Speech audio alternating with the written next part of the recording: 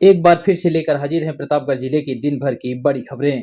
खबरों की शुरुआत करें इससे पहले आप सभी से एक निवेदन है कि यदि आपने अभी तक ग्लोबल भारत न्यूज को लाइक और सब्सक्राइब नहीं किया तो आज ही कर लें, जिससे आपको सभी नोटिफिकेशन सबसे पहले मिलती रहें। चलिए देर न करते हुए रुक करते हैं आज की पहली बड़ी खबर। शुरुआत सदर इलाके खबर से करते हैं, जहां प्रतापगढ़ में आधी बारिश की वजह से हुई 4 मौतों का जायजा लेने के लिए पहुंचे प्रभारी मंत्री दयाशंकर सिंह पीड़ित परिवारों को 4-4 लाख रुपए की सौंपी सहायता। दरअसल प्रतापगढ़ में हाल ही में आए आंधी तूफान और भारी बारिश के साथ आकाशीय बिजली गिरने से हुई जनहानि के बाद प्रदेश सरकार सक्रिय हो गई है। मुख्यमंत्री योगी आदित्यनाथ के निर्देश पर जनपद के प्रभारी मंत्री दयाशंकर सिंह ने आपदा प्रभावित परिवारों से मुलाकात की और उन्हें आर्थिक सहायता प्रदान की।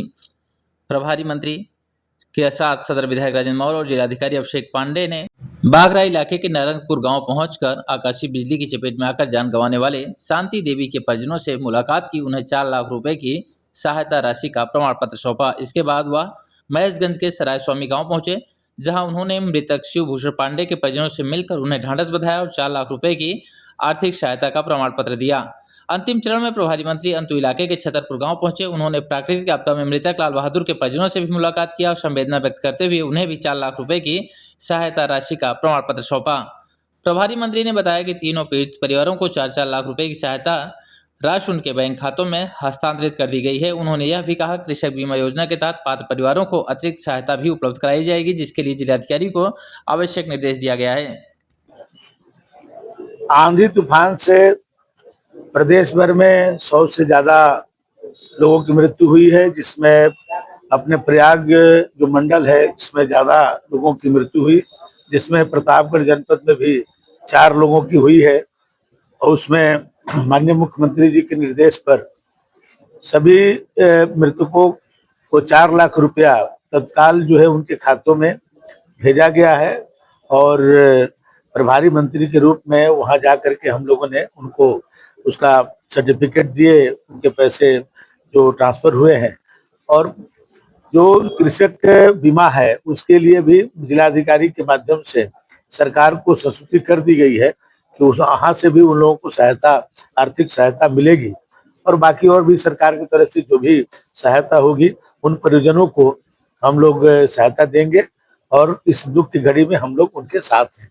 माननीय मुख्यमंत्री जी ने सभी मंत्रियों को, जो प्रभारी मंत्री हैं जिनके जनपद में इस तरह की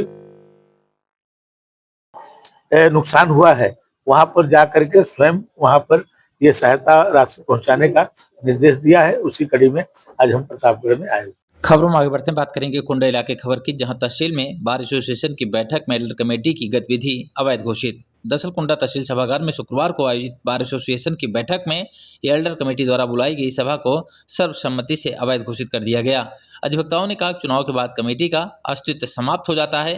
बैठक में अधिवक्ता रवि श्रीवास्तव पर दर्ज FIR निरस्त कराने और अध्यक्ष से अभद्र व्यवहार करने वालों को नोटिस जारी करने का भी निर्णय लिया गया। खबरों में आगे बढ़ते हैं, बात करेंगे अंतु इलाके खबर की, जहां गोबरी गांव की विधवा महिला को दिलाए गए डूबे हुए 50,000 रुपए पुलिस ने किया मानवता की मिसाल पेश। दरअसल प्रतापगढ़ के अंतु थाना प्रभारी अभिषेक शिरोही की पहल पर एक बेसहारा विधवा महिला को उसके डूबे हुए पैसे वापस मिल गए।